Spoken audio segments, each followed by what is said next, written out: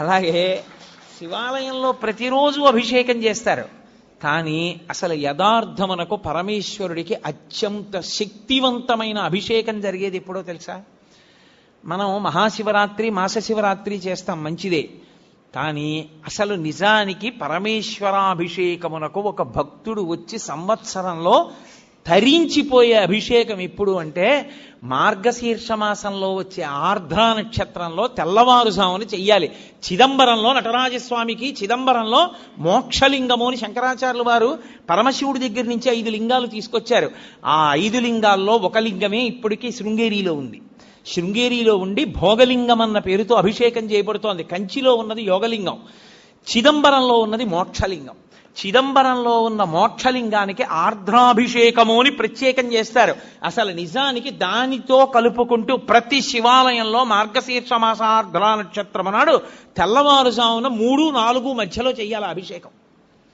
దేవాలయాన్ని మంగళవాయిద్యాలతో పరమేశ్వరుణ్ణి మేల్కొల్పి ఉత్సవమూర్తుల్ని తీసుకొచ్చేసి గబగబా ఆలయాన్నంతటినీ శుద్ధి చేసుకోవడం అంటే సిద్ధం చేసుకుని పరమేశ్వరుడికి అభిషేకం చేస్తారు. గడ గడ గడ గడ గడ గడ వణికిపోతుంటారు. అందులో ఆర్ద్ర నక్షత్రం ఉంటుంది ఆ రోజున. ఆర్ద్ర అంటేనే తడి.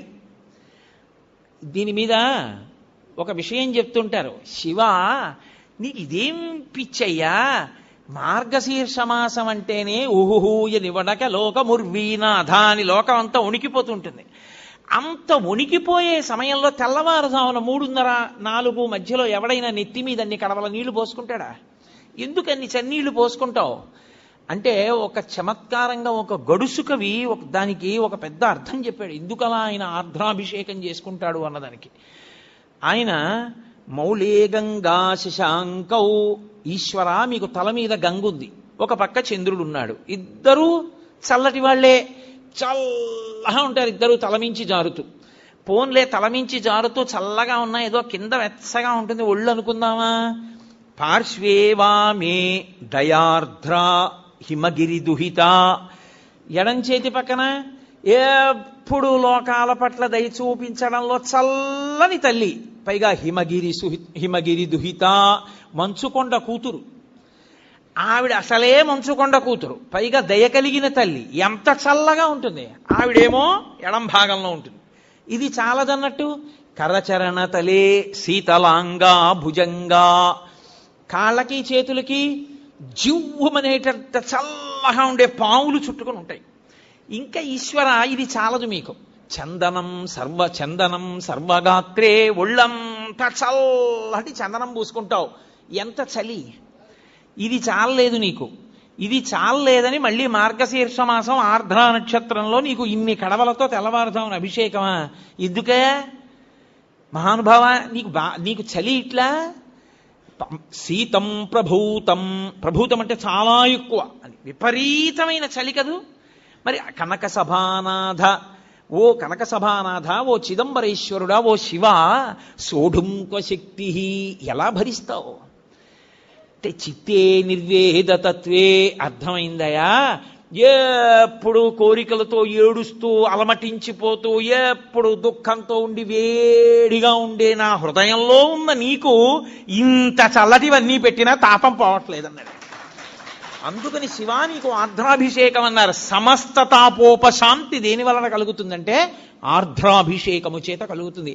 శివాలయం ఉండడం ఒకెత్తు, శివాలయాన్ని వాడుకోవడం ఒకెత్తు. శివాలయం ఉండడంతో సరిపోదు, మీకు శివాలయాన్ని వాడుకోవడం రావాలి. అలా వాడుకోవడం వస్తే అదృష్టవంతులు. శివాలయంలోకి వెడుతున్నప్పుడు చెప్పులతో దాటి లోపలికి కాని వెళ్ళాడా? అలా వెళ్ళినటువంటి ఎన్ని మార్లు శివాలయంలోకి చెప్పులతో వెళ్ళాడో లెక్క పెట్టి అన్ని మాటలు వచ్చే జన్మలలో అన్ని జన్మలు 2 కాళ్ళు చచ్చుపడిపోయిన వాడిగా పుట్టేటట్టుగా చేస్తారు. చింద్యం పాపం భవిష్యంతి అంటుంది శివాగమం. శివాలయం లోపలికి ఎట్టి పరిస్థితులలోనూ వెళ్ళకూడదు. శివాలయంలో యథార్థంగా చెప్పాలంటే పైన అంగి, లాల్చీలు, చొక్కాలు ఇవి పనికిరావు. ఉత్తరీయం తీసి నడుము కట్టుకుని వెళ్ళి ప్రదక్షిణం చేసి నమస్కరించారా, మహానుభావుడి యొక్క విశేషానుగ్రహం కలుగుతుంది. అందుకే శివలింగములు అంటే ధ్రువలింగములు, చరలింగములు అని 2 రకాలుగా ఉంటాయి. ధ్రువలింగము అంటే శివాలయంలో ఉండేటటువంటి శివలింగం. చరలింగము అంటే ఓ చోటు నుంచి ఓ చోటుకి తీసుకెడతారు. ఇప్పుడు శృంగేరి పీఠాధిపతులు అభిషేకం చేసే లింగాన్ని చరలింగం అంటారు. ఓ చోటు నుంచి ఓ చోటుకి పట్టుకెడుతూ ఉంటారు, చరలింగం. ఇందులో క్షణలింగములు అని కొన్ని ఉంటాయి. క్షణలింగము అంటే చందనం అటువంటి వాటితో తయారు చేస్తారు, కొద్దిసేపే ఉంచి అభిషేకం చేసి తీసేస్తారు.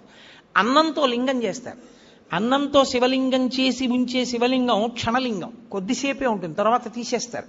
అసలు అన్నం దొరకడం అనేటటువంటి దానికి ఇబ్బంది కలిగితే ఉత్తర క్షణంలో దానికి ఉపశాంతి ఎక్కడా అంటే అన్నాభిషేకము చేతనే. మేము గత శారదా నవరాత్రుల్లో మా అయ్యప్ప స్వామి గుళ్ళో చేశాం. శివలింగాన్ని పెట్టి శివలింగం నిండా అన్నం ఉండి అన్నంతో అభిషేకం చేసేస్తారు. చేసేసి ఆ అన్నంతోటే శివలింగాన్ని తయారు చేస్తారు. తయారు చేసి కాయగూరలు ఉప్పు వేయకుండా ఉడికించేస్తారు. పొట్లకాయలు, గుమ్మడికాయలు, బీరకాయలు, వంకాయలు అన్ని ఉడికిస్తారు. ఉడికించి తీసేసిన కూరగాయల్ని పరమశివుడికి అలంకారాలుగా పెట్టేస్తారు. పెట్టేసి ఆ శివలింగానికి పూజ చేసి శివలింగం మీద ఉన్నటువంటిది తీసి ఓ పళ్ళెంలో పెట్టుకుని మేళతాళాలతో వెళ్ళి నీళ్లలో కలిపేస్తారు. సమస్త జలచరములు తింటాయి, సమస్త భూతములు బాగుండాలి. తర్వాత ఆ మిగిలిపోయినటువంటి శివలింగం, ఆ అన్నం, ఆ కూరలు తీసుకెళ్ళి ఏ పులుసు అన్నం కిందో వండేస్తారు. వండేసి అందరికీ ప్రసాదంగా ఇస్తారు. అన్నాభిషేకం చేసినటువంటి శివలింగ ప్రసాదం తింటే అన్నదోష నివృత్తి జరుగుతుంది, జరిగి ఆ అన్నం అంతా బాగుంటుంది. రెండు, అన్నమునకు దోషం ఉంటుంది. ఎప్పుడైనా సరే అన్నం తింటున్నప్పుడు వేరొకరు చూశారనుకోండి దోషం వస్తుంది అన్నానికి. అందుకు గోప్యంగా అన్నం తినడానికి కారణం అది. అన్నం చూస్తే చాలు దోషం వస్తుంది. అన్నం దోషం వచ్చిందనుకోండి మీకు దేవతారాధన యందు ఉపయోగించకూడదు. అన్నదోష నివృత్తి దేని వలన జరుగుతుందో తెలుసా? పంచబ్రహ్మ మంత్ర పఠనం చేత పోతుంది. పంచబ్రహ్మ మంత్ర పఠనం అంటే ఏంటో తెలుసా? పరమశివుణ్ణి 5 మంత్రాలతో పిలుస్తారు. సద్యోజాతం ప్రపద్యామి సద్యోజాతాయ వై నమో నమః, భవే భవే నాతి భవే భవస్వమాన్ భవోద్భవాయ నమః, ఓం వామదేవాయ నమో జ్యేష్ఠాయ నమః అని 5 మంత్రాలు ఉంటాయి. ఈ 5 మంత్రములతోటి నెయ్యిని అభికరిస్తే దేవాలయంలోకి తీసుకెళ్లిన అన్నం మీద పంచబ్రహ్మ మంత్ర పఠనం చేసి చెయ్యి వేసి తీస్తే అర్చకులు, అది ఉత్తర క్షణం కేవలం ఈశ్వరుడు తప్ప వేరొకరు చూడని అన్నం. అది దేవతలకి, పితృదేవతలకి, ఈశ్వరుడికి నివేదన చేసేటప్పుడు పంచబ్రహ్మ మంత్ర పఠనం చేతనే శుద్ధి చేస్తారు. శివమంత్రముల చేతనే అన్నశుద్ధి జరుగుతుంది. అంత శక్తివంతమైనటువంటి స్వరూపము శివస్వరూపము.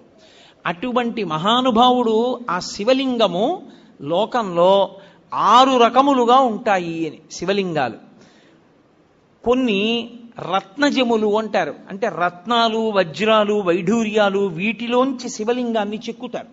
అలా చెక్కితే వచ్చినటువంటి శివలింగాన్ని రత్నజము అని పిలుస్తారు. రెండవ శివలింగం లోహజము అంటారు. బంగారంతో చేయబడిన శివలింగం, వెండితో చేయబడింది, రాగితో చేయబడింది, పాదరసంతో చేయబడింది. పాదరసంతో తయారైనటువంటి శివలింగాన్ని చూస్తే చాలు సమస్త దోషములు పోతాయి. అసలు పాదరసంతో చేయబడిన శివలింగాన్ని అందరూ పట్టుకోలేరు కూడా, కనీసం పూజ కూడా చేయలేరు, అంత శక్తివంతం. మీకు ఒక్క అలహాబాద్ త్రివేణి సంగమంలో ఉంది దేవాలయంలో, లలితాపరా భట్టారికా దేవాలయంలో పాదరసలింగం ఉంది. ఇంత పెద్ద పాదరసంతో ఉంటుంది. మీరు ఎవరైనా చూశారో లేదో నాకు తెలియదు. కాబట్టి అటువంటి వాటిని లోహజలింగములు అని పిలుస్తారు. మూడవది సైకతలింగము అంటారు. అంటే పృథివీలింగం తయారు చేశారు అంటారు. అప్పటికి ప్రయోజనాన్ని నెరవేర్చడానికి మట్టితో ఇసుకతో తయారు చేస్తారు. అలా తయారు చేసిన శివలింగం సైకతలింగము అంటారు. శైలజము, శైలజము అంటే రాతితో చెక్కిన శివలింగం శైలజలింగము అంటారు. 5వది మృణ్మయలింగము. మృణ్మయము అంటే మట్టితో తయారు చేసుకున్నటువంటి శివలింగాలు. 6వది బాణలింగము అంటారు, అంటే అది దైవీలింగము అంటారు. అది పరమేశ్వరుని యొక్క అనుగ్రహం చేత అలా చాలా విచిత్రంగా వస్తుంది ఆ శివలింగం. మీకు ఆ శివలింగాలు ఎక్కడున్నాయి అంటే విశాఖపట్నం దగ్గర అరకు లోయ అని ఒక లోయ ఉంది. ఆ అరకు లోయ లోపలికి మీరు వెడితే గుహల్లోకి, అరకు ఆ గుహ లోపల నుంచి, గుహ ఉపరితలం నుంచి చుక్క చుక్క నీరు కింద పడుతుంది. అది అలా ఎందుకు పడుతుందో ఎవరికీ తెలియదు. ఒక చుక్క నీరు పైనుంచి ఇలా కింద పడిందనుకోండి, చుక్క తగలగానే భూమి ఇలా పొటమరిస్తుంది. ఇంకో చుక్క పడిందనుకోండి, ఇంకొంచెం పొటమరిస్తుంది. ఇంకొంచెం పడిందనుకోండి ఇంకొంచెం పొటమరిస్తుంది. అలా చుక్క పడినప్పుడల్లా భూమి ఇలా పైకి లేస్తుంది. అది నేను చెప్పినంత కనపడదు మీకు, వెంట్రుకవాసి లేస్తూ ఉంటుంది భూమి. అది కొన్ని సంవత్సరములు అయ్యేటప్పటికీ ఆ నీటి చుక్క పడుతూ ఇది లేస్తూ ఇది పైకి లేచి ఉపరితలాన్ని అంటుకుంటుంది.